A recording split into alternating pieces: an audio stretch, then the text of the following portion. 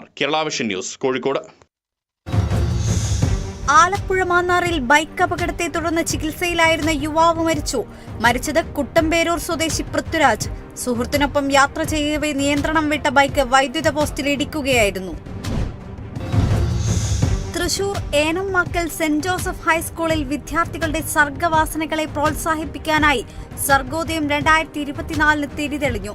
Cinema serial artist Girish Karuvanthala പരിപാടി ഉദ്ഘാടനം ചെയ്തു. കണ്ണൂർ കുടിയാൻമലയിൽ ഭർത്താവ് ഭാര്യയെ തലക്കടിച്ച് കൊലപ്പെടുത്തി. കൊല്ലപ്പെട്ടത് നെല്ലിക്കുറ്റി സ്വദേശി ഭവാനി. ഇരുവരും തമ്മിലുള്ള വാക്കുതർക്കമാണ് കൊലയിൽ കലാശിച്ചത്.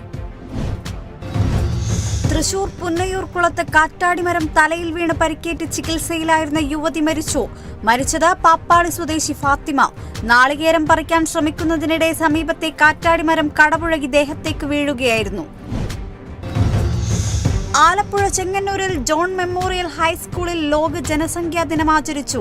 ദിനാചരണം സംഘടിപ്പിച്ചത് സാമൂഹ്യ ശാസ്ത്ര ക്ലബിന്റെയും PTA-യുടെയും ആഭിമുഖ്യത്തിൽ. ജനസംഖ്യാ വർധനവ് മൂലമുണ്ടാക്കുന്ന പ്രശ്നങ്ങളെക്കുറിച്ച് വിദ്യാർത്ഥികൾക്ക് ബോധവൽക്കരണം നടത്തി. പാലാ ഈരാറ്റുപേട്ട റൂട്ടിൽ കാറും ബൈക്കും കൂട്ടിയിടിച്ച യുവാവ് മരിച്ചു. മരിച്ചത് കളത്തൂക്കടവ് സ്വദേശി എബിൻ ജോസഫ്. മറ്റൊരു വാഹനത്തെ ഓവർടേക്ക് ചെയ്യുന്നതിനിടയിൽ ബൈക്ക് എതിർദിശയിലെത്തിയ കാറിലിരിക്കുകയായിരുന്നു. 13 വയസ്സുകാരിക്ക് നേരെ ലൈംഗിക അതിക്രമം നടത്തിയ സംഭവത്തിൽ 63കാരൻ അറസ്റ്റിലായത് ചിറക്കൽ സ്വദേശി ഉമ്മർ. മലപ്പുറം നിലമ്പൂരിൽ ഭിന്നശേഷിക്കാരന് സാമൂഹ്യവിരുദ്ധരുടെ മർദ്ദനം. മാമങ്കര സ്വദേശി ജിബിൻ മോനാണ് മർദ്ദനമേറ്റത്. DAWF മലപ്പുറം ജില്ലാ ഭാരവാഹികൾ സന്ദർശനം നടത്തി. താമരശ്ശേരി ചുരം 8-ാം വളവിനും 9-ാം വളവിനും ഇടയിൽ വാഹനാപകടം. പച്ചക്കറി കയറ്റി വന്ന പിക്കപ്പ് ലോറിയാണ് മറിഞ്ഞത്. അപകടത്തിൽ ആളപായമില്ല. ചുരത്തിൽ ഗതാഗതം തടസ്സപ്പെട്ടു. കോഴിക്കോട് നന്മണ്ടയിൽ കൊപ്രാച്ചേവിന് തീപിടിച്ചു. ആനോത്തിയിൽ കോയ എന്നയാളുടെ കൊപ്രാച്ചേവിനാണ് തീപിടിച്ചത്. തൃശൂരിൽ കനത്ത മഴയിൽ റോഡിന് കുറുകെ വീണ തെങ്ങിൽ ബൈക്കിടിച്ച് ചികിത്സയിലായിരുന്ന ബസ് ഡ്രൈവർ മരിച്ചു. മരിച്ചത് അരിമ്പൂർ സ്വദേശി നിജിൻ.